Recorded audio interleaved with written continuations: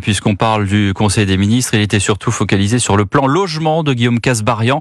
Et alors que la demande de logements sociaux explose, le ministre a surtout focalisé son plan sur l'offre. Cela dit, il assume Margot Faudéré. Oui, l'idée c'est de concrétiser le choc d'offres promis par le Premier ministre dans son discours de politique générale, assure-t-on au ministère du Logement.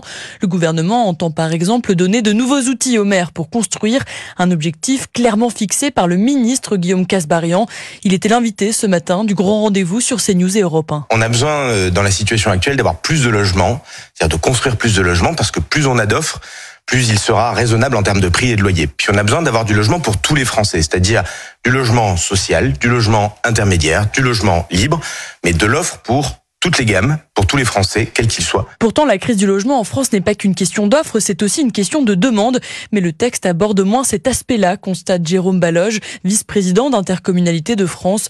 Pour lui, le vrai sujet de fond, c'est l'accès à la propriété. Je ne sais pas si le rêve de la classe moyenne ou de la majorité des Français est de rester locataire. Plusieurs acteurs prônent ainsi une décentralisation de la politique du logement pour permettre aux élus d'apporter des réponses locales, par exemple en renforçant le prêt à taux zéro. Merci Margot Faudéré du service économie d'Europe 1. On reparle du logement tout à l'heure avec nos invités à 20h10.